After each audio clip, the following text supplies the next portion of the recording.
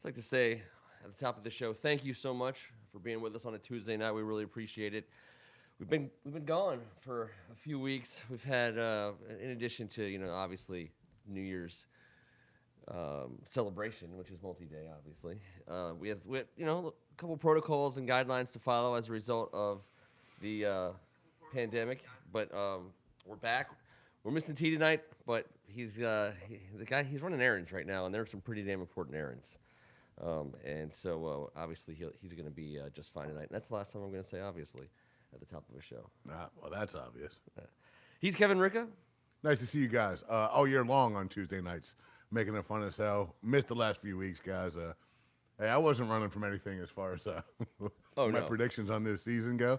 I'm here to say I didn't know a damn thing about this version of our football team from day one. To be fair, this is, thank God it's Tuesday, the official Washington football team currently podcast of Hawks Haven, and mix it up with DC sports in general during the football season, which technically we're just brushing up out of.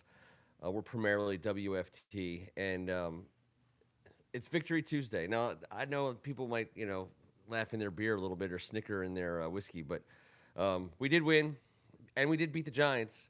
And we beat them twice this year, and I'm not going to sit here and gloss over things that going into the season I would have been damn happy to watch. For 10 years, we haven't swept them. Am I wrong? I read it. It's something to celebrate. I read it very late in the evening last night, and I was like, you know what?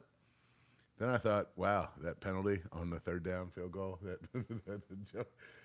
what it takes to sweep the Giants these days. But whatever, they got swept, and we're holding the broom. So and all those people who are like, it was a meaningless game, it doesn't matter, all the things that may or may not that are debatable and possibly true. If you're going to spend the rest of your life talking about playing a team twice a year, and we're always talking about streaks, and we're always talking about who's got the edge on who, and we all know who has the edge on us. So if you're going to talk about that stuff, then these games matter because it's the one at a time aspect of a lifelong story that we all tell, which I think also feeds in just a little bit to like the feeling of the season is over officially. I was dead wrong with regard to a variety of things. Ooh, I don't know.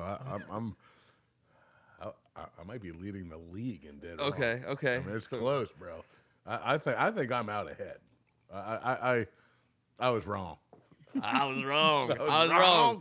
About so much shit. It's unbelievable. The last time we had a show, we were slightly optimistic. It was a Tuesday night. The world was upside down. The NFL was rescheduling games because of COVID.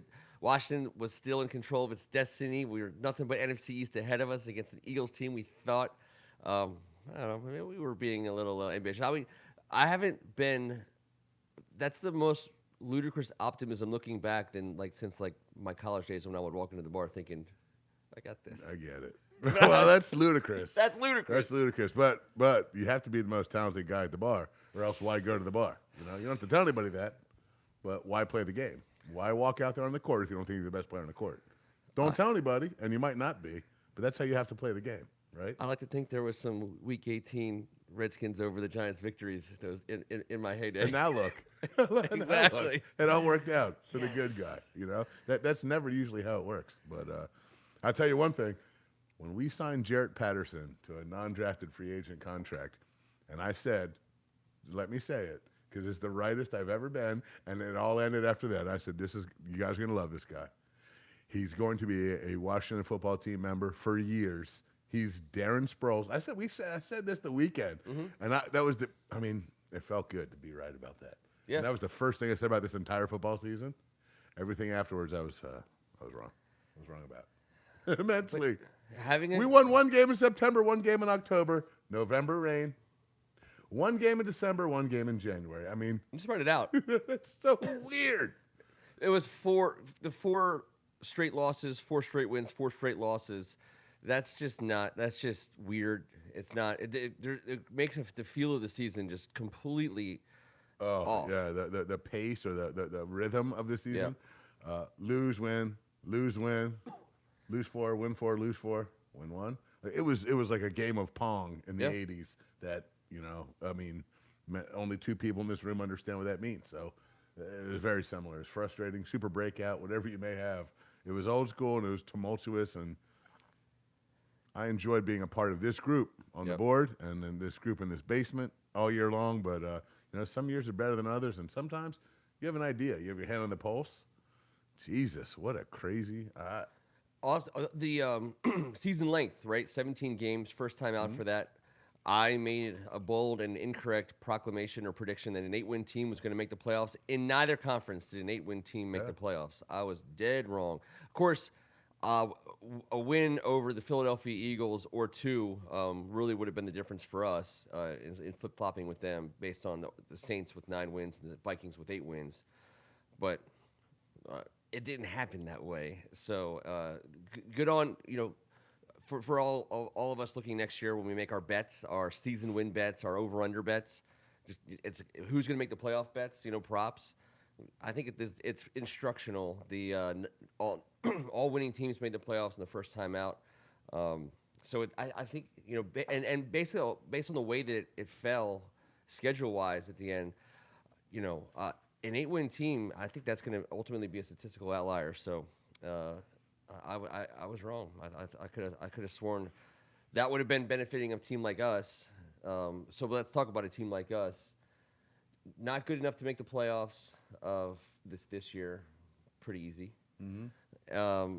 It's that dreaded no man's land. Not good enough to make the playoffs. Not good enough to have a top 10 pick in the draft. And I'll take 11. I'm not bitching or moaning. Yep. But no man's land sucks. But it's kind of where we've been. Yep. In recent years. It feels like we've been losing 17 times a year. But in all honesty, we've been extremely brutally average, which might be kind of worse. Tantalizing, teasing, I don't know. Is it better to have loved and lost, to have never loved at all, is the question. But we love these guys, and shit, we lose a lot. So we lost more than we won, but whatever. The draft selection, the draft placement is, it's definitely debate worthy at this point. We've always enjoyed drafting, you're drafting the top 15, top 20 players. You're getting a starting player who should be a starter for at least the first 5 years. If you extend the contract, you should get that guy. We've drafted in that area enough, and we have to some degree gotten that guy. Jonathan Allen, or dude, I know, 17, bro. Payne. Kerrigan, all of them. All these guys are right in that window, that little down in the bottom. 10 to 20, 21. What was it? What was Montez? Was he mid? I was gonna say mid-20s. Yeah, something like that, right in there. I don't know.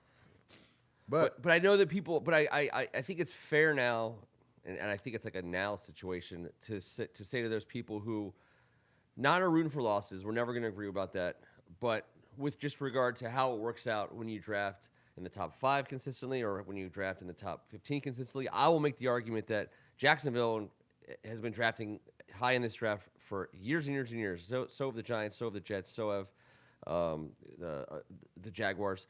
There's no, they haven't turned a billion top 5 picks into a Super Bowl contender, and we haven't necessarily done that, between 10 and 20. But we haven't gotten players. The players, for the most part, that are available are ones that are going to help you win. And to me, there's a lot of talk about number 11 being too low based on how bad people think we were this season. It's not.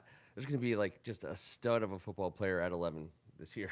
In fact, an absolute stud of a football player. And if you look around, the 3 edges, the 3 O tackles. Listen, I'm not saying you don't take the best player available, because I do. But when you re-sign your left tackle to a 3-year deal, and you've got a rookie on 3 more years of a deal at right tackle, you think tackle might not be a top priority for us. Montez and Chase at the edge, with a couple guys that showed themselves late in the season, you think edge might not be a priority. So there's a lot of – so that 11 isn't 11, but I think it's a light 11. It's a scheme-specific – it should be like a scheme-specific 11. And cornerback keeps just smacking me right in the face. But I'm saying, and I don't think there's a quarterback in this draft that would be better than the quarterback that played for us this year. Yep. I'm not saying couldn't be in the future. I'm saying next year in Ron Rivera's 3rd year. You're not going to backtrack at the quarterback position. You're just not. So maybe one of those guys convinces Martin and Marty and Ron, and that's fine. And there's a lot of time between now and then for that to happen. But as of right now, I think 11's a nice little spot for us, man. We're going to be just fine at 11. Yes. 11 in every round. I have no issue whatsoever with it. I'm in love with the. It's way more fun. I guess the idea of getting a Trevor Lawrence or a whatever your a surefire number one pick is. It doesn't make the draft season that much more fun for us. We have a few months now to debate over something that's definitely not decided, or even anywhere close to being known. Makes the draft fun. We need that. Right. We need that in our lives. And here you go, Trevor Lawrence. Draft. Have some Urban Meyer in your life for a tad bit. I mean, the benefits of being drafted first by Jacksonville are not tremendous, and that's going to happen again this year. And who knows? But we'll see. You know what? We've escalated from not tremendous to extremely average. We'll get to that. So before we get to a few off-season matters, and we are celebrating beating the Giants, ecstatic that the firing of Joe Judge maybe a little bit unexpected, but not really. I think we ended on a note that won't ring sour for 6 months. But, obviously there's just not, there's still disappointment. So my question to you, Kevin, is as a season goes, what rank or talk about where it ranks in terms of your overall frustration level with the franchise based on what just happened for 18 weeks? And against some previous seasons, some previous examples, some people want to call this one of the top 3 most frustrating seasons, as a fan. I personally don't see it that way, but there's some frustration. Yeah, I had a different perspective coming in. I was pissed off about the way our defense played for the first month and a half, and into the entire season, to be fair. So that was frustrating, but I didn't have expectations of Super Bowls or big time, but I did not think we'd participate at this level in the league. 2-4 with 2 wins over the Giants. That's a kick to the ball stomach region. Yep. And I did not like that. That was frustrating as hell, but no. There's been many more frustrating years because, hey, Ron Rivera, we watched him coming back off a year that he dealt with cancer, have to take off the chin about 50 uppercuts that have happened to this franchise long before he was ever a factor in this franchise. And there's nothing he can do about it. There's nothing we can either. That's part of the deal he signed up for, whether he knew it or not, that these monsters would be coming out of these closets at such a rapid rate. We knew it. We could have known this. We would have said whether we might not have known what it would have been. We understand that about mid-season when you really need the screws turn, that something comes out of somewhere in this town that's non-football related that affects our football team. And Lord, did we have a ton of that shit from our past and then from our present and our young present of a lot of our guys. And that's where I fell in love with Ron Rivera late in the year, stepping up for some of these guys who are dealing with real life situations, not a game. Yeah. It might be the greatest game of all time, in my opinion, but it doesn't come close to what happens off the field. And a lot of people have been dealing with some off-the-field stuff these days in this climate. And fortunately, a bunch of our young 20-somethings were, and Ron Rivera, his wife, and this is the people that you want in that position for this franchise moving forward. That's a whole different ball of wax we could get into. What I'm saying is I'm very proud of Ron Rivera, very disappointed in how the team played this season. But that's just how it is, man. No one said it was going to. I'm the one that said this was a big deal, not Ron. Ron said it's a 3-year deal. That's why I don't think there's a rookie quarterback in our future in this draft. It's his 3rd year, bro. He's got to do something else. Maybe. For me, I looked back on it was the bridge from Jim Zorn to Mike Shanahan. We were 4th in the NFC East for 4 straight seasons from 2008 to 2011, including a 4-win season, a 6-win season, and a 5-win season. We were 5-11 in our 4th straight 4th place finish in the NFC East. It was Mike Shanahan's 2nd year. It was all the shenanigans and distractions of Dan Snyder at his finest, Bruce Allen. Man, that one's up there for me. And I always look back to 2001 with Marty Schottenheimer. We started 0-5. We finish 5-3. And, finishing 8-8, which was the only non-losing season we had until 2015, I think. I think it was, or 2012. And the only coach with a non-losing record until who name him? I don't know. The manner in which he left the building was, to me, looking back, I mean, that was 20 years ago. 20 years ago this offseason, we fired a coach who brought our team from terribleness to something better than that. Respectability by a football man who Yeah. is well respected in this place, more so than our owner has ever been in the entirety of his career for one season. It's not even close. So We walked him out and Nah. brought in Vinny Serrato. I mean, no, I'm sorry. I mean, he walked himself out. He basically Yeah, said exactly. Dan Snyder was famously talking to Vinny Serrato late night From the hotel, pillow talk. from the little, yeah. You hang up. No, you hang up. And love you more. Schottenheimer was like, dude, I'm not. You fired him for me. It's him or me. And our guy chose Vinny Serrato. Well, our guy Marty said, "You two little weirdos. I can't. You're never gonna win anything. It'll be 20 years. They'll still be talking about you two little weirdos." In fact, though, to Vinny's defense, he found a different, weirder little weirdo Oh yeah. and bruised it up a tad bit. So That's true. That is true. I mean, I have memories of the Norv Turner era, which was long. I mean, it was like seven years, seasons, Yeah, I think it was 7 and years. it felt longer. He managed to make it feel a whole lot longer. There was a ton of just the absolute creme de la creme of mediocrity, but competency for the most part. Sure. And Our offense was sweet. Our defense was average. He knew Yeah. that. That's what he knew. That's what he did. Then when our offense fell apart, because our owner wanted a big old strong-armed asshole, we got rid of a Yeah.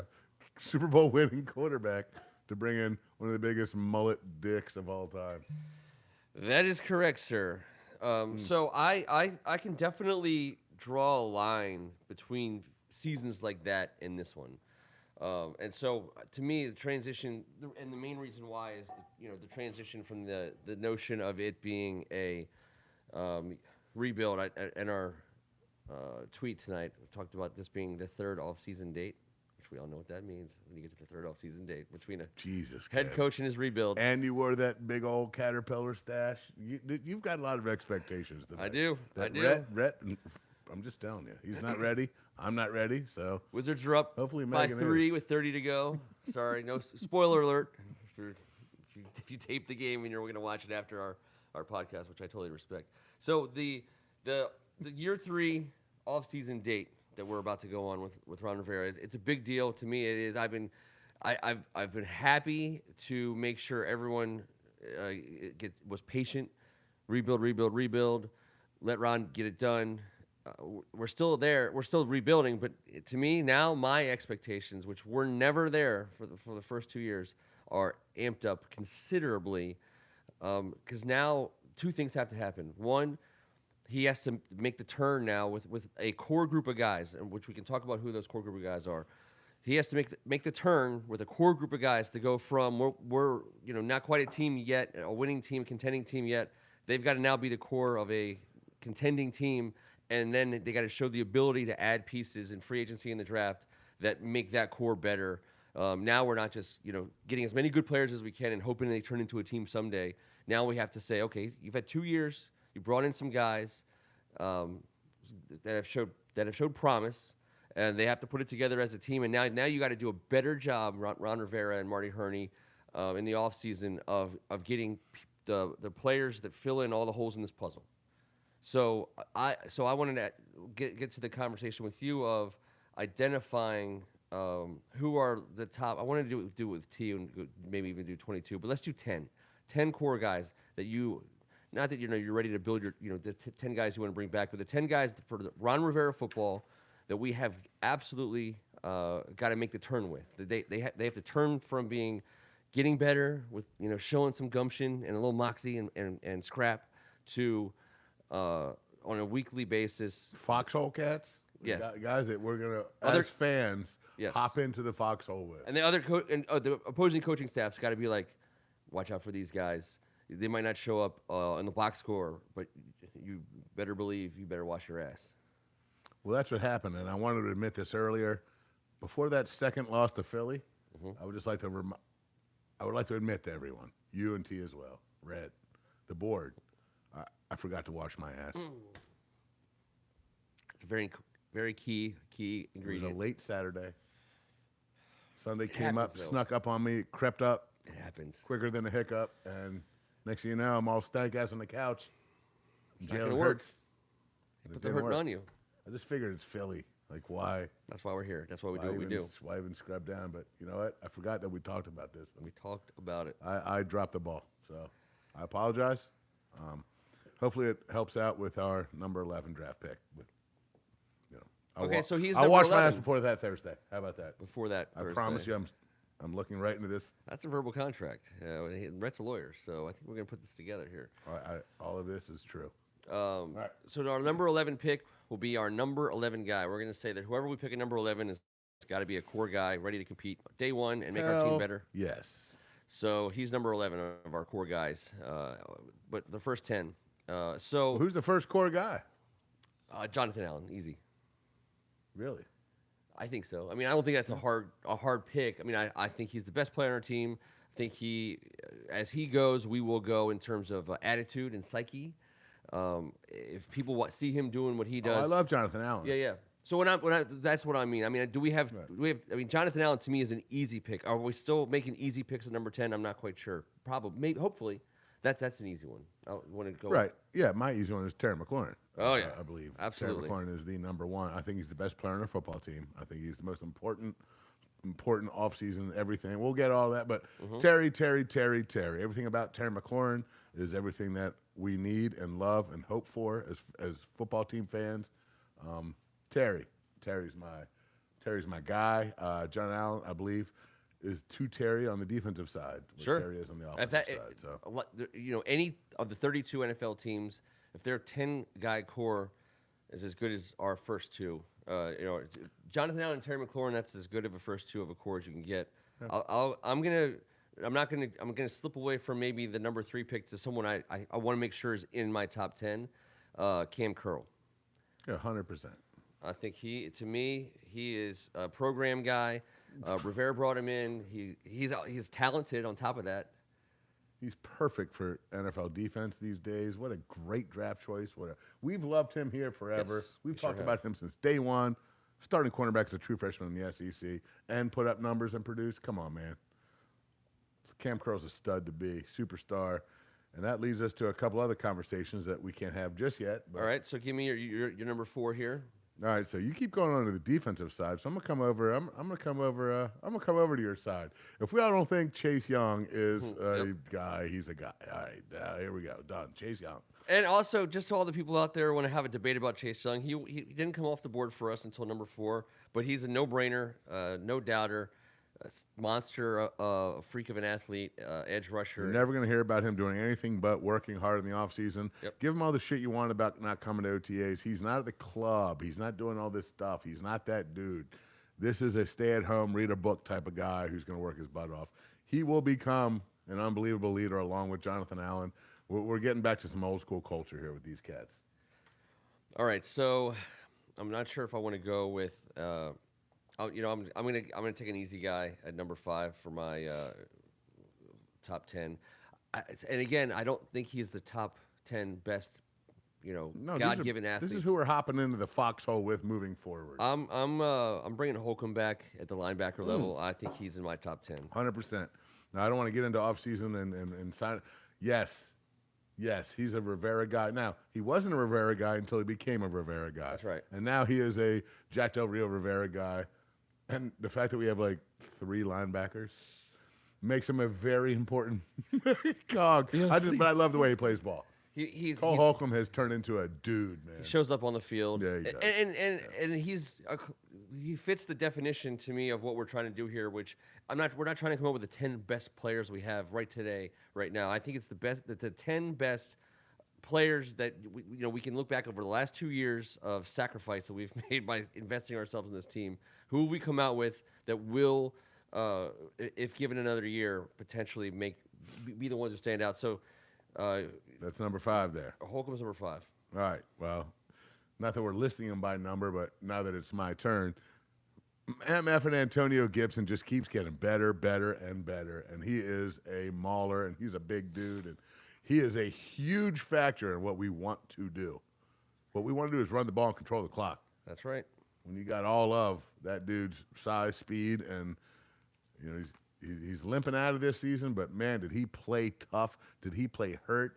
When you got a toe and you're a running back, come on, man. Ask anyone that pushes off that does anything explosive. Especially pushing all that weight, pushing all that mass. I don't think there's going to be a lot of people that are going to disagree with our number 6 pick of Antonio Gibson being our bell cow, badass, moving forward dude. He's our dude. For every possible organizational franchise football reason, he produced obviously on the box sheet. He showed improvement throughout the season. He has the weaknesses that he's been getting better at, and the more he grows in this offense, the more he can do. He's on a rookie contract, and he plays a position where it would be significantly expensive to invest either draft or free agency resources to replace him. Second most rushing yards in the NFC, 6th in the NFL. He's not. It's a different game. To say that he's not our problem really understates like how we feel about Antonio Gibson. Obviously, he's part of the solution. That's what these 10 people are part of the solution. There's a lot of people on the Washington football team who aren't part of the problem. These guys are part of the solution. So we have 6 guys who are part of the solution. So I've been sticking on defense the entire time. I'm torn on my next pick because I feel like I might be reaching it just a little bit, but I also feel like we have to have a guy who in our core, and I debated tackles. I love Cosme's youth, but we just signed a guy who played real well for us at left tackle, Charles Leno. We signed him for a multi-year extension. Will he be our starting left tackle for the length of his contract? I don't know. Probably not. Maybe, but maybe. But he'll be a starting offensive lineman, I believe, on our team as long as he's healthy on our contract. And that, to me, is when you're rebuilding, you've got to get some stability. You've got to find people you can count on. Charles Leno, we counted on him this season, and he produced and came through in a major way, and he earned his spot, I believe, in our core. So I love the signing. I thought it was very smart, and $12.5 million a year for a left tackle is mid-level. I think 16th highest. By the way, by the time he's done this left tackle contract, he'll be in the bottom. It'll be like 27th, 28th. I love the guy. He's got a great personality. Ken, I grouped 3 guys in there. Our 2 tackles, Sam Cosme on a rookie deal with 3 years to go. Austin Rouillet in the middle with 3 years to go. Yeah. And Leno, I almost said Jay Leno. And Leno. Those 3 guys, all on deals that are very, very affordable for an NFL franchise. Friendly. Very cap-friendly deals for 3 guys that I think are pretty tough, man. I really like that. So I had them all grouped up into one. I didn't know how to divide it up, so we'll just put the Charles Leno check mark. And now you're on the offensive side of the ball. Yep, how does that feel? All right, so then there's 7. So I only thought we should get to 12. Okay. That was kind of the okay. No, but I mean, no, we can go further. But now we're getting to the point where, you're talking about possible futures. Like, well, no, I mean, we need 10 guys who right? we know that I know, are but Terry back McLaurin's next in a season. contract year, and there's other guys in contract years. Now, Terry McLaurin's a no-brainer for a contract year guy, but I don't want to get into the other contract years that have to be tossed up before we know we're building around. So Well, you're looking all these around. guys. And Charles you're Leno's saying, the most, except for Jonathan Allen. Sure, but Leno's probably the highest paid guy here. yeah, but those are deals that They're gonna all happen. So Who's your there's foxhole a cat? there's a dude. There's a foxhole cat that I haven't said it, and I'm sticking to the offensive side of the ball, and it's Logan Thomas, man. He's become one of the best tight ends in the NFL, and he hasn't had the ability due to injury to prove it this year. After his improvement last year, after what he's done, coming into this league as a quarterback, drafted as a quarterback, transitioning positions, that never happens this fluidly, and it never happens to the guys that signed the deal that he just signed, and we got him for 3 more years, man. And this dude was a huge factor in our third down offense, in our red zone offense. And when he was gone, he was missed horribly. Yep. So in this day and age in football, if you have a tight end with that athletic ability, that size and that speed, you've got some business that you can get done out there. And I think we got to build around a guy like Logan Thomas, or else why the hell we would have signed him up anyways? Love him. And he also fits the definition of what we're looking for. Guys that this coaching staff and this regime identified and developed. Every single one of these players is someone who Even if they didn't draft him, they still spent the last 2 years of their time, the Del Rios, Scott Turners, and Ron Rivera's, building these guys into their program guys. Um, so my number 9 is going to be very unpopular, I feel like, and I don't know how else to say it though. I think Landon Collins, because we have him, he's not coming back. Sorry, he's not. He's making the kind of money we're gonna pay a guy. I don't think we're gonna take a hit on cutting a guy like Landon Collins. 9.6 or pay him 16.2. It's a very interesting predicament. It's gonna be. It's absolutely a decision to be made, and I'm not even trying to say necessarily there's not good outcomes on either side, but he did choose this team. He chose us as fans. We have common interests.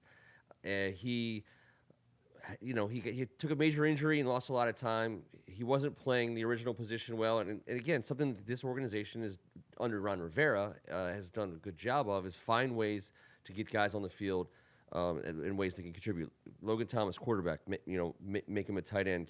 Cam Curl, find ways to get him on the field at both strong, and Buffalo nickel, free. He can do whatever. Antonio Gibson, get a wide receiver from college and make him running back. So just find guys that do what you want to do, the way you want to do it. And Landon Collins switching positions in the middle of the season, and he wasn't happy about it because he identifies as like that spot that he stood on his whole football life. But he's going to be able to make a living in this league playing this new position, and he can be really, really good at it. He's an excellent player. He's got a lot of, gravitas in the locker room. He's been around players, understand who he is. They know how he plays. If he buys into something, it's going to help other people buy into it. That's important. And we're a defensive team identity. Even though, again, we talked about the one of the most frustrating things in our fan memory of watching this defense play poorly. But he's a leader on the defense, and if he can take a turn, if he can be part of this group that takes a turn, I think Landon Collins is an awesome core guy to have.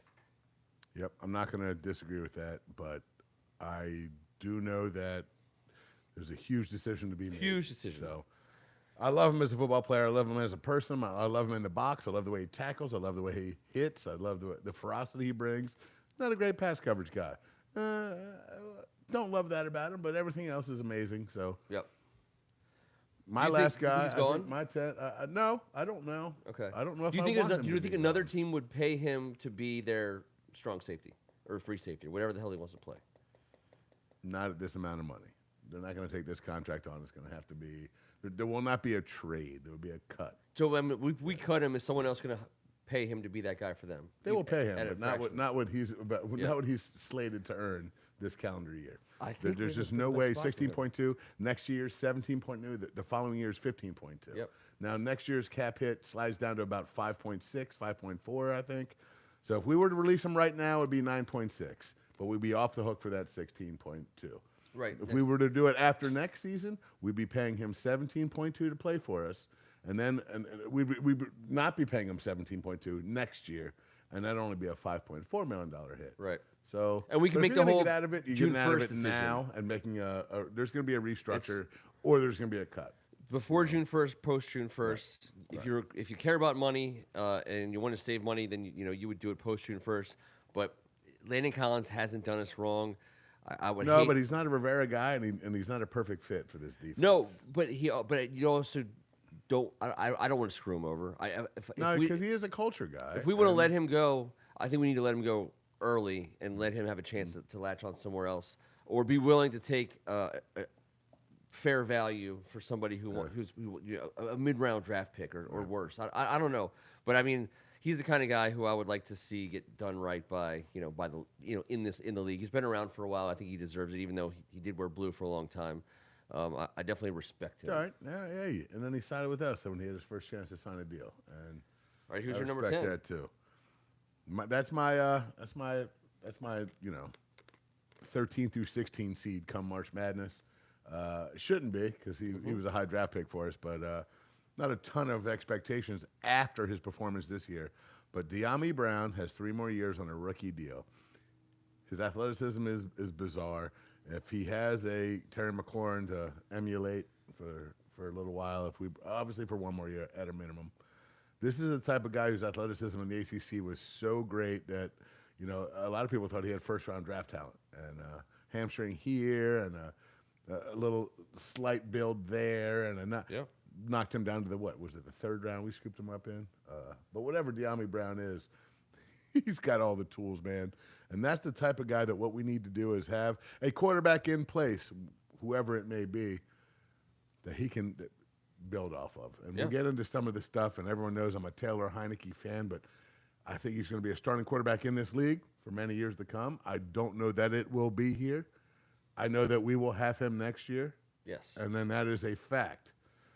And unless, I like that. Unless, whatever. But I think a guy like De'Ami Brown, who was a hot commodity in 3rd down targets early on in the season, you could tell this staff wanted to get him involved. These quarterbacks both wanted to get him involved. He dealt with some injuries this year, and he never became the guy we thought he might.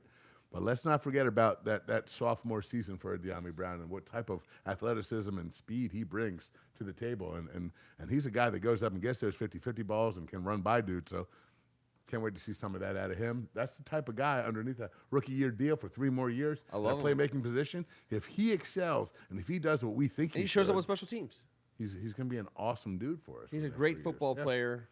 And he's fast. This is a high-end perspective, and he's by the way. Luxury. Well, I get that. I think he's a great core guy because it takes pressure off of our top core guy, of Terry McLaurin, in a league that you have to have wide receivers. Yeah. I wanted to find a way to get another offensive lineman in here for our top 10, but I think this is a good top 10.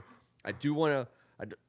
We don't need it because I want to wait for T before we do like a whole big Taylor Heineke thing. Sure. So we got a top 10. But I will say. I do want to say the one thing about Taylor Heineke that I've been thinking about this week, and that is, so we have him under contract for $2+ million next year, which is crazy valuable for us.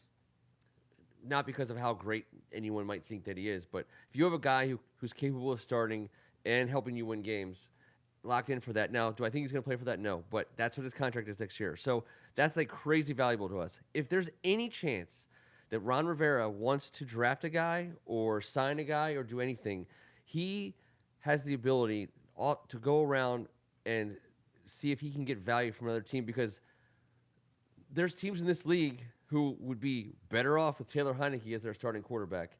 And 100%. There's value in having him come there on a prove-it contract. They can rip it up and pay him a few extra $1 million or give him incentive-laden option this, option that, but it's not going to cost 2.45. Oh my God, for the quarterback. If you're not moving forward with Taylor Heineke, you've got to kick every single tire and get whatever isn't nailed down right this very second for him in whatever it is, draft resources, players to be named later. I don't care. I think this is a golden opportunity for the Washington football team if they have made the decision or will be making the decision to go in a different direction, because a guy who's just did what Taylor Heineke did this season, which is proof he can start in the league, and he's on a 1-year contract for $2.5 million. You got to be if you're even considering Taylor Heineke, you can get him on a song, and we would love to have that song. My question I've been asking people is this, and everyone's going to have a different opinion. I'm not saying there has to be the right answer, but I do believe he's better than the bottom 12 quarterbacks in this league. And I do believe he's the best backup quarterback in this league. So tell me who's a better backup to have coming into a season, which is what we have built in. And I know everyone talks about him being the backup. I'm just saying worst possible case for the sake of the conversation. Because we do need to upgrade the position, because you always need to upgrade this position, because it's the most important position in professional sports in the country that I grew up in my opinion. So, of course, you go out and get another guy and Taylor Heineke wants to compete for it. That's why I love him. That's why he's a dog. It doesn't mean you hand him the spot. You don't. You go and you improve this position, and that's what we do. And having him sitting right there, it really helps if our guy gets Fitzpatrick again this year in the first week. The first sack of the season broke this dude's hip for eternity, and we never got to see what the Fitzmagic deal was in D.C. If that happens again next year and Taylor Heineke's still on the roster at 2.5, then we're the smartest backup quarterback picking fools in the league. So let's just keep that in mind. That's not our. We're not saying let's go in there and make sure he's the guy. Maybe some of us think that. In my mind, I would love to have Taylor Heineke back fighting for a starting job. I think he leaves the season as a starter. When you show up on day one of training camp and everyone checks into their dorm room, you call him a starter. He last left the field as a starter. He gets that respect. I've been advocating for keeping him all along. I still think we should. I think he's an invaluable asset because he can play and he's not going to cost a lot of money. All I'm saying is if you've made the decision to move on from him at all, mentally or spiritually or whatever, emotionally, get what you can. AGH asks me what I think he's worth. I don't know because I think he's not worth draft capital if that's he's like a mid-round pick. Of course he is. Of course, a fourth or fifth round pick. I can't imagine that a team with no quarterback would make a move.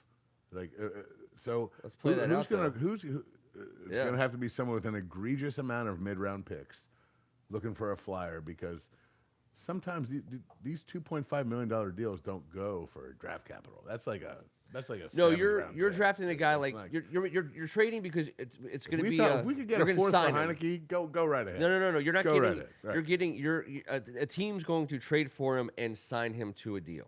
Yeah. And I don't know what that deal's going to look like, but no, he's not playing anywhere in the NFL next year for $2.5 million. Just to be clear, not a single team, except not for one us. Down. No. If we make a move at the quarterback position, he is fully entrenched as our backup at 2.5 for the best value in any backup in league history. I don't disagree. I mean, they're gonna have to. Okay, how about this? This is just a bet. My bet is that he'll be making more money for us or someone else next year, and I have no problem if it's us. I have no problem at all. But if it's us, that means we didn't upgrade. No, it just means or we drafted a guy. And by the way, we want to develop. Upgrade does not mean. I love Taylor Heineke. Let me just say this right now. It's been bothering me all week. I love him. I love the dude. I had this thing in my. I'm just gonna kind of go with it before you lead me there. I love Terry McLaurin as our number one player. He's my favorite. I think he deserves a quarterback. I love Taylor Heineke and what he did this year, but something chapped my ass about the fact that they're not Batman and Robin. No, there's something like how many times do we all watch? Their connection is okay, but there's not that magic, right? There's not that like Montana Rice. Not electric. There's not that like combo where they're like salt and pepper, peanut butter and jelly. They're not that. So I went back and I took a peek at it, and if he's our go-to guy, and Heineke's our go-to guy, so I said third down targets. We all saw. Many times I've seen Terry McLaurin come off the field showing frustration, and he's a great teammate. And you see him frustrated with the ball behind him because he's going up against Lattimore against New Orleans. This is what got me. Lattimore and him, dude, they top corner, top receiver. And they know each other. And Lattimore is they're boys. They train with the same. They've been there. They've done that. This is a big deal for both of them personally. And Heineke wasn't on point that day in his connection with Terry McLaurin. And you could show Terry's frustration. Oh, sure. Ball behind. Lattimore knocks it down. Lattimore celebrating, dapping up everybody. And Terry knows it was a throw. And Terry McClose, he's a better teammate than that, but he couldn't let it. So I went back and took a peek, Ken. So I'm looking at this camera right now. I'm looking at my man right now, and I'm telling you, it's nuts to me. And I'm going to ask you a couple questions, but I'm going to say it first. 30 third down plays this year, Terry McLaurin was targeted by Taylor Heineke. 3 fourth down plays. He was targeted. That's 33 targets in crunch time from our quarterback to our go-to guy. We converted 6 of those 33 plays. Oh, so you just juice McClinton to me all day. No, I have questions for you. Okay. But that's a brutal one. I don't want to ask you that one and then be like, true. nope, 6. That's because what would your guess have been? Like half, 15, 20, right? Should no, be. Yeah, it needs we to be. target Terry McLaurin 33 times in a full season in a down that we need to stay on the field or get off the field, and 33 times. 6 of those result in a conversion. 8 of those 33 targets resulted in a complete pass. That's freaking brutal. So something tells me the guy I love for how he plays his spot, Heineke, and the best player on our team, Terry McLaurin, they're not on the same page, dude. It's heartbreaking. You know, stats don't prove it, but the numbers don't lie. I love both these guys. Why don't they love each other so much better? Because if I ask you this, bro, who is our number 1 third down target guy on the season? Oh, okay. Board, you're involved. Everyone jump in. Who got the most third down targets this season on the Washington football team? I'm going to guess. Aside from Terry McLaurin, we've already said his 30 third down targets were by far and away the most. So he was 0 for 3 on fourth down and 6 for 30 conversions. I mean, it's just that's a brutal number. Should be your slot guy, which would be Humphreys or Cam Sims would be my second guess. But Humphreys is the right guess. Okay, yeah, it should be. That we got to think about bringing back 19. So 30 for McLaurin, 19 for Humphreys, and that's pretty standard 1-2. And then 13 targets on third down because obviously our boy Logan Thomas is out. To Tom Marangolo on the board about Terry, being well covered every down, including third downs, when everyone knows we're going to him.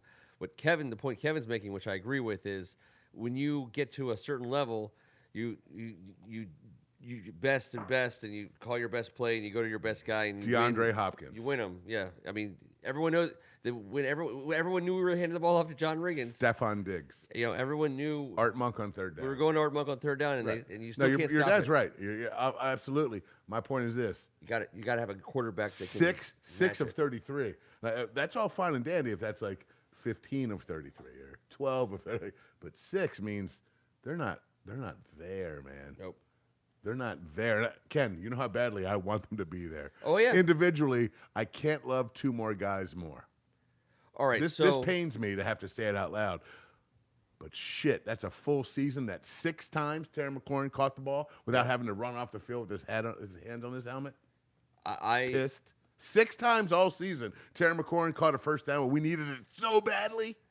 It's man. That drives me crazy. Is that the devastating stat of the season? That's the most devastating stat of the season. That's the most devastating. Sorry. I said all these things. You were going to ask me some questions. I was going to ask you the devastating stat of the season.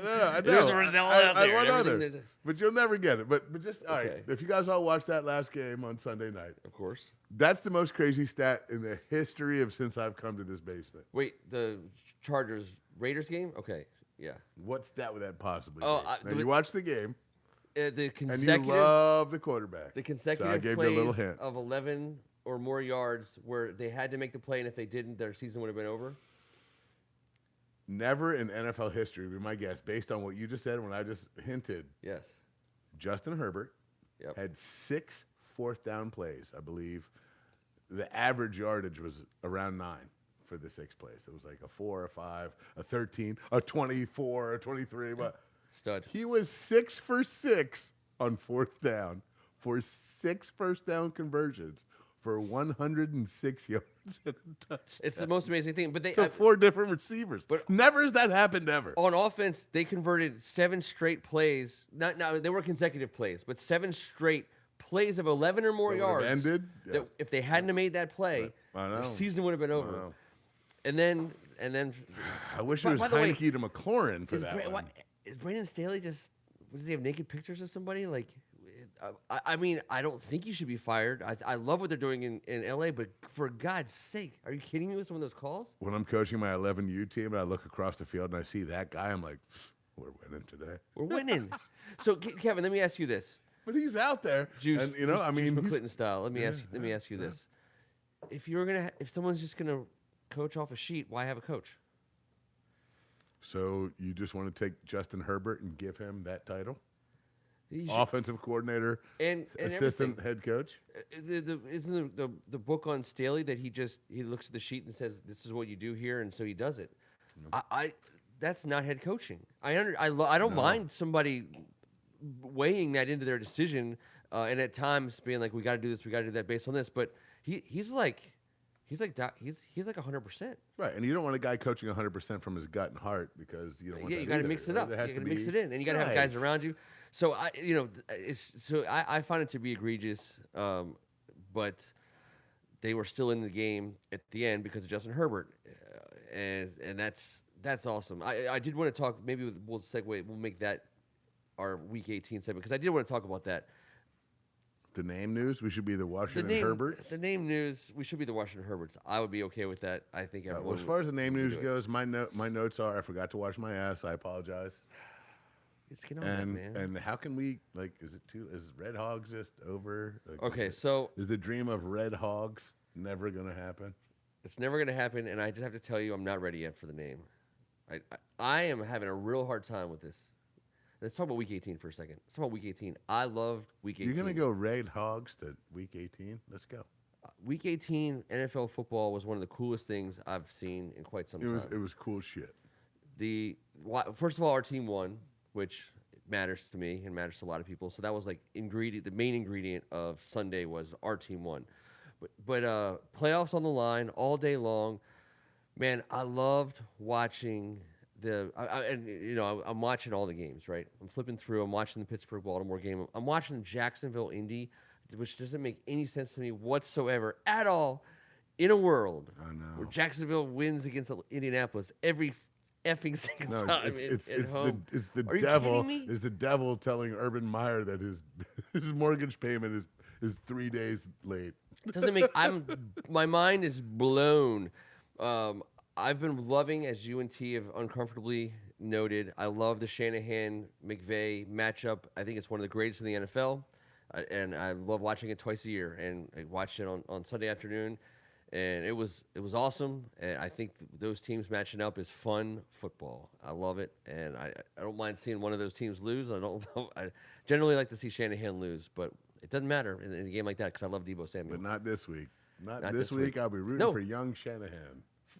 Of course. And finally, not outwardly, and finally, I don't outwardly root against another team. I root for my team. Were you rooting for Ben before the Sunday started? Were you rooting for Ben to make the playoffs?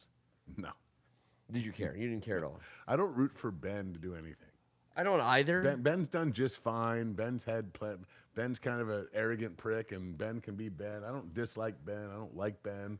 But it made the Baltimore-Pittsburgh game more interesting as you're watching side by side. Jacksonville stick it to Indianapolis. I was like, oh my God, are you kidding me? And then that game to go to overtime. It's just super fun. I love watching them celebrate.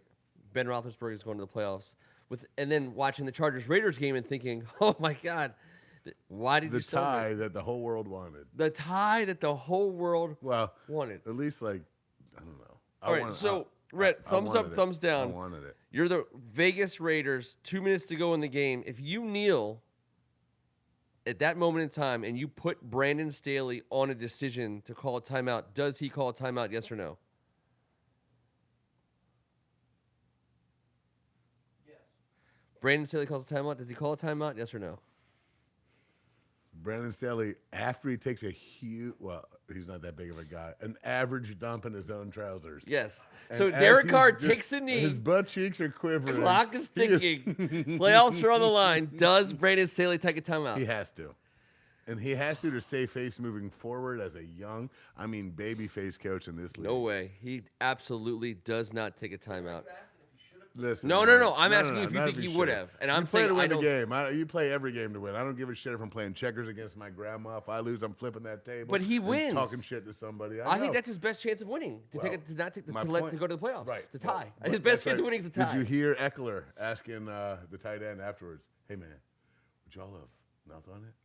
And he was like, "I think we were good. I'm not sure." And they looked at each other and they're like, "Damn." And he was like, "Damn." I was like, "Damn." God. That conversation between intelligent folks afterwards. Yes. Right on the field, though, when you're still in between the lines, there's a lot of people like, we could have just tied and all of us go to the playoffs. The only thing was the Raiders would have played the Chiefs. So they get out of the Chiefs matchup, but I'm just saying, all I'm saying is I think Brandon Staley lets it happen. I do. I believe that. We'll never know. And in that situation, the Chargers win hugely because Raiders have to play the Chiefs, and the Chargers get to take Justin Herbert to the playoffs. And I don't care who you're playing. If you take Justin Herbert, you got a shot. That's the problem. Justin Herbert's the best thing in that franchise. Yes. And everyone else sucks. Not everyone else. The offense is cool. How do you watch that dude do what we just said? Go 6 for 6 on 4th down for over 100 yards in a theater and still lose. I know. It's uncanny. Holy balls. Of all the coaches who could be on the firing list, I thought he was on the list.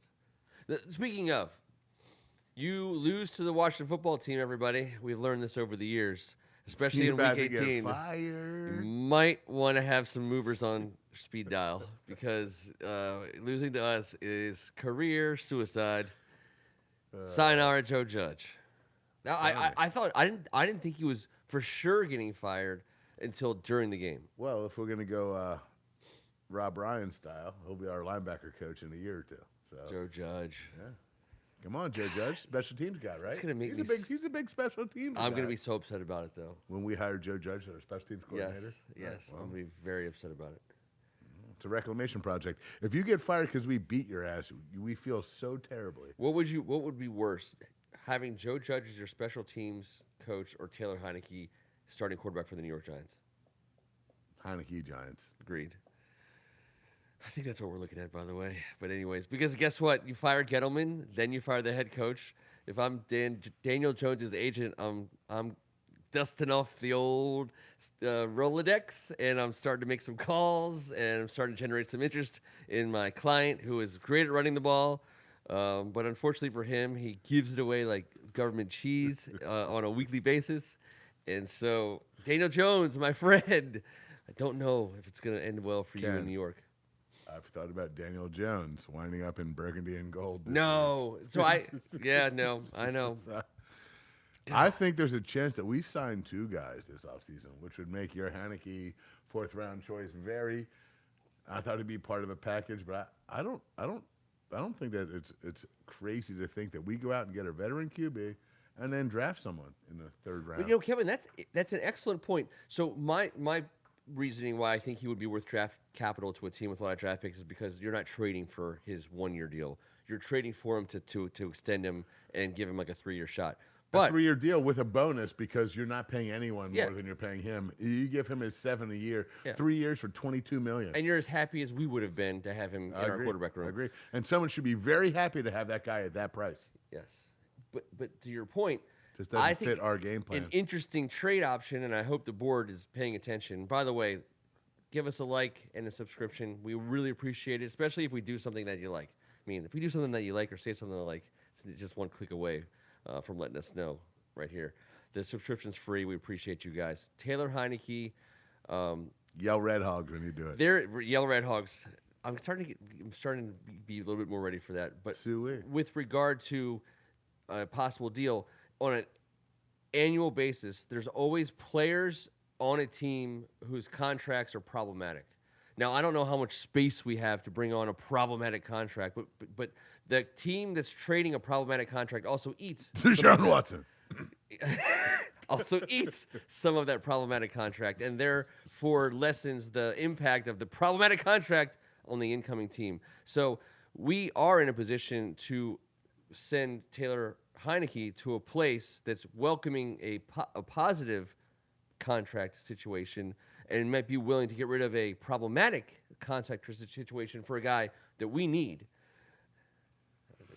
Taylor Heineke could do for the Lions what Jared Goff does for the Lions for $50 million less. Yes. I mean, not just the Lions. Just saying, not just the Lions.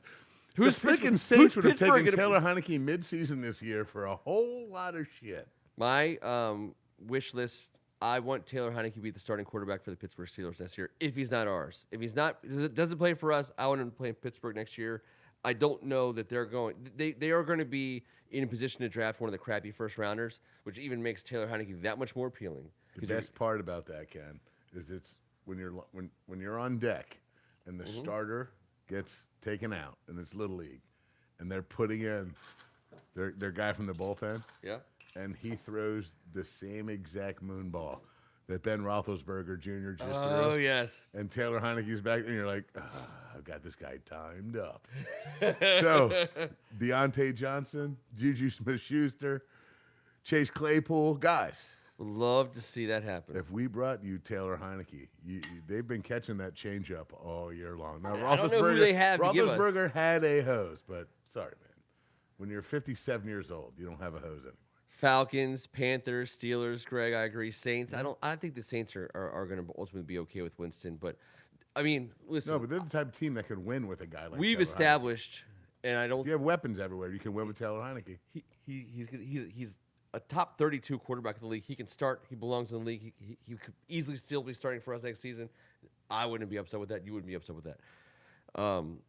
Let's highest priority position for you in the offseason.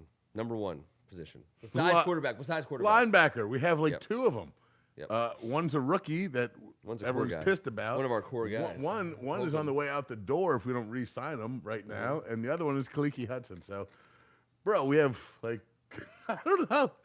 Let's just say this: Ron Rivera and Jack Del Rio are our fourth and fifth linebackers as we speak. I'm not opposed if we don't go offensive line, assuming that it's between offensive line and something like linebacker at number 11. You at number 11, you're going to get an absolute stud linebacker. Micah Parsons was right there. The dude. Someone tell me out there on the board the number one linebacker is this. He's a pit bull. Now he's 6 foot 225. Everything else about him is exactly what you want it to be, besides the measurements.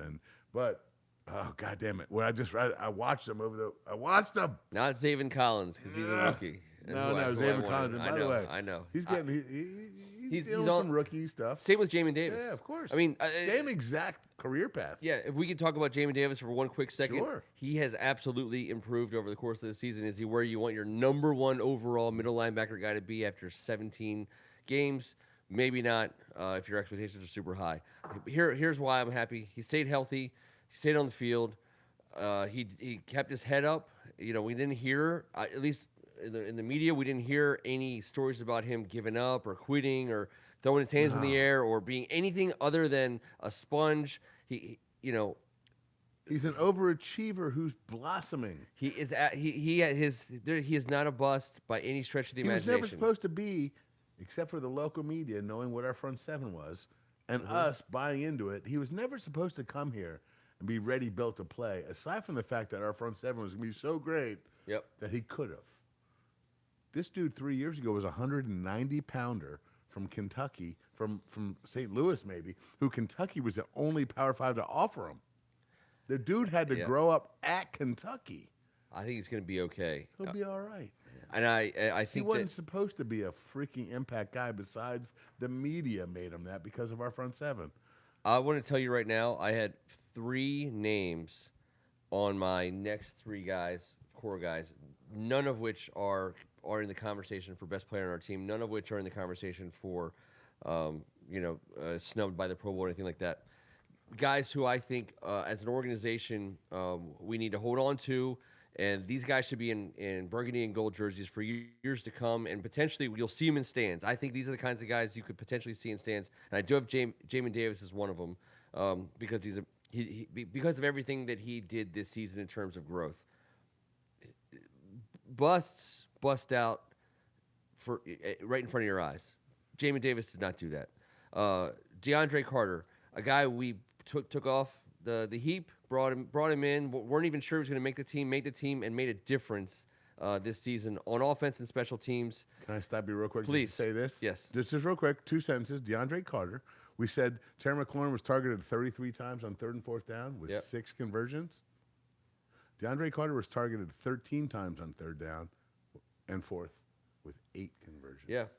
Holy fudge. He is a guy who belongs on your team. That dude belongs on our team after what he did this year. Yes. Number one. You don't want him back. Your hearts. And then I'm not sure what you're watching. Yeah. So you can't do, if you're Jack Del Rio, if you're Ron Rivera, if you're Scott Turner, you can't look professional football players in the eye and say you're serious about building something here without making sure number one comes back and is in that locker room as part of that group. And everybody knows it. So I don't think he's not going to break any banks either. Everyone knows it. He's a Redskin.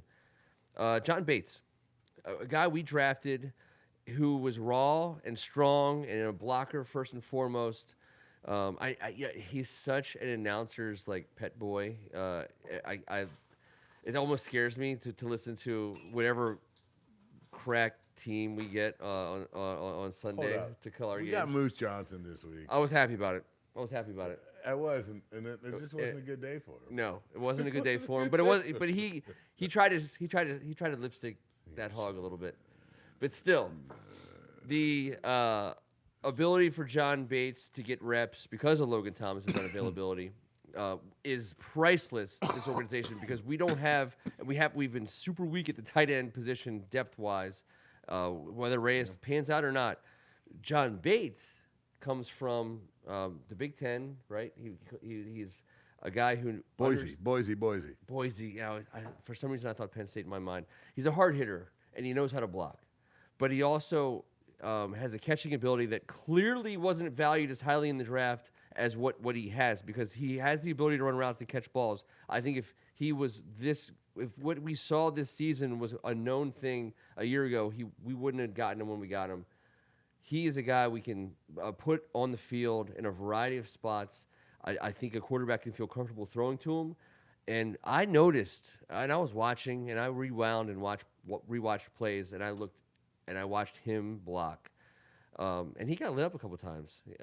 But he also lit some guys up. But even when he got lit up, he did it in the way that a lead blocker or a wham blocker is supposed to get lit up. You know, sometimes you eat the bar, and sometimes the bar eats you.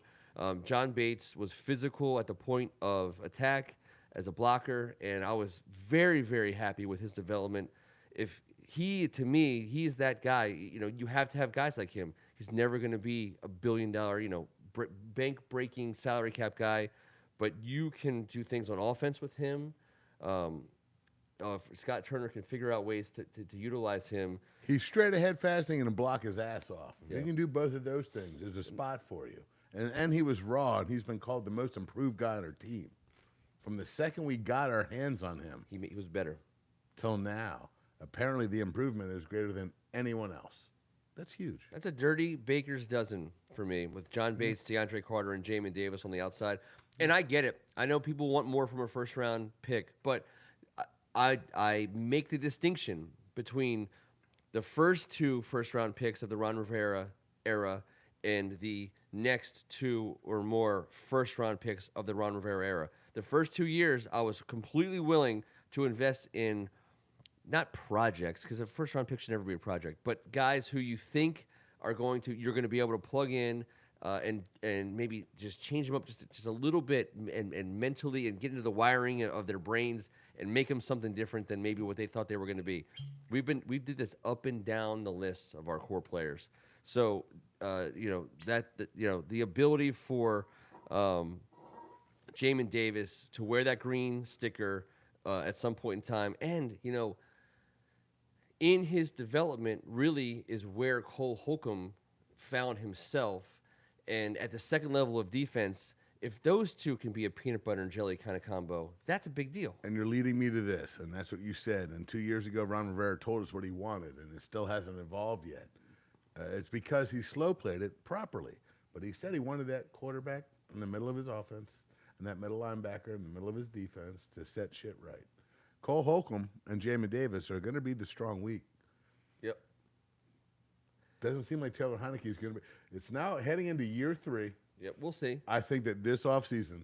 This is the big one. This is the third date. The first promise he made on his first press conference was he's got to straighten out the middle linebacker and the quarterback.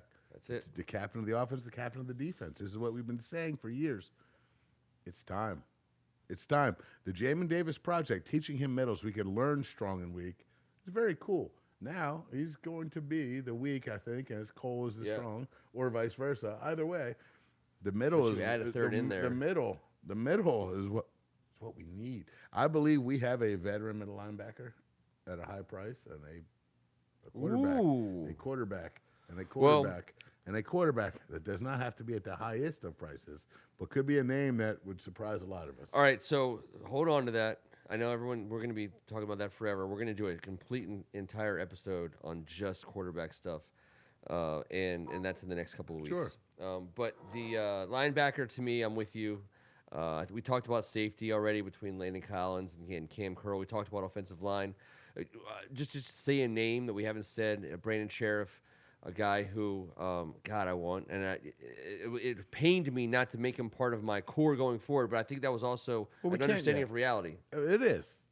You can't. Back-to-back franchise tags. You can't make him if he was supposed to be what do we call that? One of the cornerstones The 4 cornerstones moving forward, and two say are on offense. He's one of them. Hell yes. Yep. In fact, he might be our best offensive player. For 5 years, it's not close. There's one name.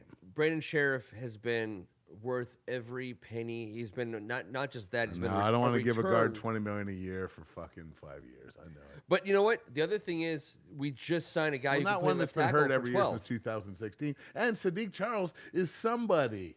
But and hold on, he's sitting Kevin. right there. And Flowers and Schweitzer, like, we haven't even made decisions on these guys yet. We're getting bargain basement deals at tackle and at center. But we got the bargain basement deal at tackle. Does that make you 2 bargain basement deals at tackle? Rookie contract and a 12.5, the 16th highest paid tackle in the league. That answers the question. Then you pay Sheriff what you it takes. pay Sheriff whatever you can, but the problem is Sheriff doesn't want to be here. How many times can We you don't know offer that this yet. guy? We don't know that yet. The dude got offered the highest paid contract in offensive guard history in this conference, in this league. And he's like, I will just take the 1-year deal. I will bet on myself. As a guy who's been hurt since 2016, Yes. that's pretty ballsy. There's something off on all this. I love Brendan Sheriff. I want him to be Yep. here. He's so good for us. He's great at what we want to do. In fact, he's perfect for what we want to do in Scott Turner's offense. Do you really want to drop 20 grand on a perfect guard who plays 12 games out of the 17? I mean, I don't know. I don't know. Because the injury thing freaks me out. If he says yes, you have to do it. I think it's because of the we tried savings to you're make getting him at the tackle. richest guard in the history of the sport, and he said, "That's shitty." Well, Maybe another for year us- with Rivera is changing his mind because he's not a guy who's going to negotiate in the middle of a season. Mm-hmm. But we said Sheriff's name and we have to because that's a topic. Because he's a star. We're going to be following the Sheriff story very closely. This is not If he stay healthy, if it'd he be a goes, he no-brainer. goes. If he stays, he stays scenario. This is if he stays, we're way better. 3 years ago, when I said Trent Williams is the best player on our team, and he will be for the next 4 years. Do you know what he's done out in San Fran? The only other guy that was anywhere remotely close to as good as him on our offense was the guard that he played across from. Why do we never play those two on the same side of the ball? Bullshit. Man. Anyways. Kenneth, the Kentucky fan, hello, and thumbs back up right to you, sir.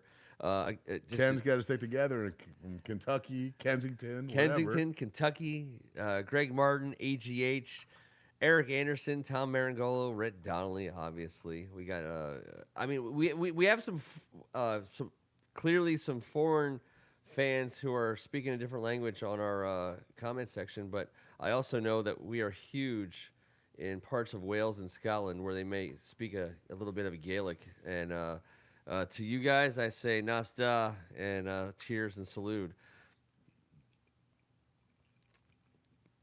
Take It's only right. It's only right. Your thoughts. It's only right. It's only right. Best board in the business. All right, we're gonna close it out. This is not a fun topic for me. Oh, shit. I'm gonna tell you why. Because I don't effing care anymore. I started Hogs Haven in 2010, and the name issue was huge in 2010. I didn't know that. I had no concept of that, no feeling of it. I didn't care. I was a Redskin fan for life. I was raised that way. I raised my family that way. I didn't know no appreciation for the fact that like Larry Brown or Bobby Mitchell was getting getting shoulder tugged, on the sidelines and being like, "Hey, we could really use your help on this name issue." Like I didn't know it was a thing all the way going back. I didn't love the oxygen that it sucked up in the room until it got to a point where I also realized that we weren't having a meaningful discussion about it because Dan Snyder's a dick. So all the reasons why you think the name should still be what it was versus all the reasons why they changed the name, which is like the Dan Snyder terribleness, none of it matters anymore at all. And I'm completely like blown away by it.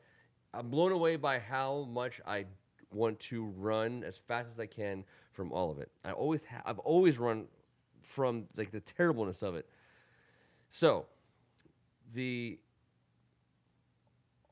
all I want is for us to win. All I want is for us to have like solid football played on Sundays so that like we have a chance to play in the playoffs and we get to watch awesome TV on Sundays and we're not like in those terrible, awful stats of like worst franchises over the last 10 years and most coaches and most quarterbacks and, all the bad stuff. None of that has to do with our name at all. And so like I just always want to focus on like what actually matters about being like a football fan of something great. I understand like our shirt has to say something and our whatever has to look like something and our logo blah blah blah. But Say anything. say anything. All, we're gonna have a new name on February 2nd, and I'm going to have fun about it and with it. But please just win. Like just please just win. And so with that, let's talk about names because it is a changing of the era. I got my old helmet right here.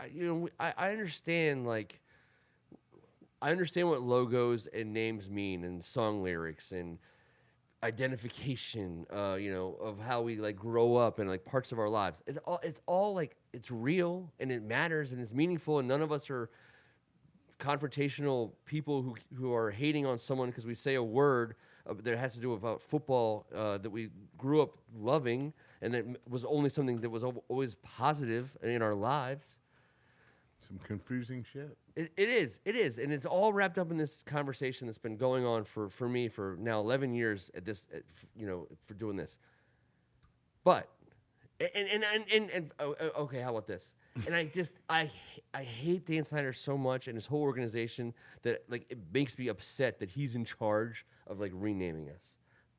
Throw that out there too. Doesn't matter. Classify it, dump it in the bucket of things you can't control, and doesn't matter.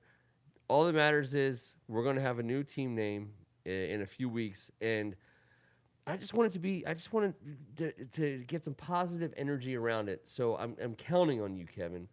Where are you at right now in this whole like name announcement, extravaganza? I don't give a shit. Okay, good. I do. I want it to be great, but I know it's not going to be. Like, if you put this guy in charge of rebranding and he takes it out of town to New York to make it, like, more important for himself. Like, bro, we're all right here. Like, yes. Everything that the water that your ship travels on is the fans that are right here in town. Now, like as it's been proven on our board, a lot of these amazing fans are from all over the universe, but they ain't freaking from New York, turd. Like, first things first, take care of your own. Take care of this area right here. Make sure we're all good, and then outsource everything. But you're an idiot. You're just a complete freaking moron. This is the dumbest shit ever. That's why I don't care. Yep. I will call them the football team or the Skins or whatever comes out, and I don't feel bad about it. It's what I... Like you said, I adored the Washington Redskins. If I'm going to talk about them in past tense, family played for the Washington Redskins. You're going to tell me that my grandfather was a bad guy because he was a Redskin? No, he's my hero because he was a Redskin. I'm sitting here because he was a Redskin, and I love it so much. Yes.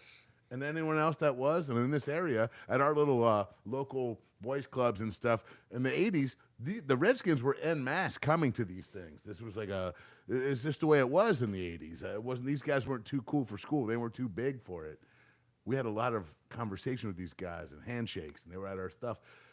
Whatever, man. Just win. Just win. I agree. I don't care what the freaking name is. My kids are going to have shirts that say it on there. I don't give a crap. I would like it to be cool. I would love it to be cool. Well, guess what? If it's what would not be the cool, coolest thing for you? Oh, the Skins. Okay. Like just agreed. Straight up. Now, pig skins or something with the hogs, and not just the red hogs, but, man, like, whatever. What would be like? Slap me some skin. Like what would be our skin? Like, I don't know. I don't know. I just want. They're gonna f it up, obviously. When I'm just like, yo, what's the skin score? Like, I don't even think when I say it. So that's why. That's why they will always be the Skins to me. I will say the Skins forever. Could they go with like wolf skins? No, that's terrible. Hog skins? No, that's getting into the foreskin scenario. It's getting into the foreskin scenario. Anything the Red Hogs, by the way. The Red Hogs. If you're a professional football team named the Hog Skins, that's tough, man. That is so brave, though. So brave. That's just straight courage. Not when it's December, yes, January, and playoff season. Woodford Reserve. It is straight courage, liquid courage. I don't know if it's courage I want. By the way, the first thing I thought of when they leaked it, that was going to be the Admirals, or everyone thought it was a leak that was the Admirals. And I was like, great, Rear Admirals. The Rear Admirals. The Washington. By the way, Rear may I just say Admirals. this, and you know this. Yep.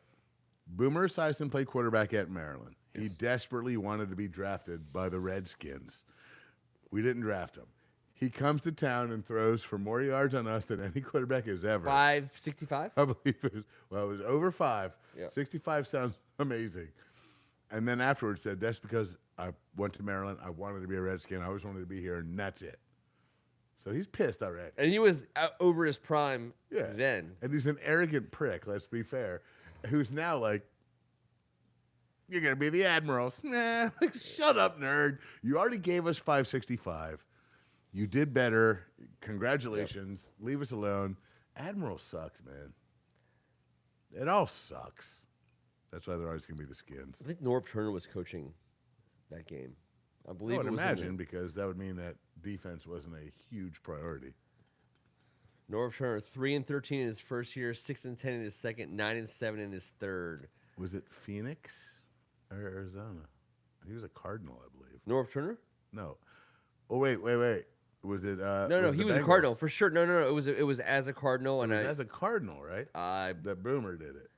I'm almost positive it was Phoenix. Whatever. That was so embarrassing because Boomer. It wasn't St. Louis. Those were the Neil Lomax days. He had that bright blonde butt cut, and I wanted to lefty punch him right in the throat. All right, so we did some name stuff. I mean, we're going to do more name stuff. I think we got the name stuff kicked off the right way. No one gives a F what our name is that cares about winning. No, I do care. No, I just don't care when it's going to be terrible. Sure. All I want is for the Ron Rivera roster rebuild to continue.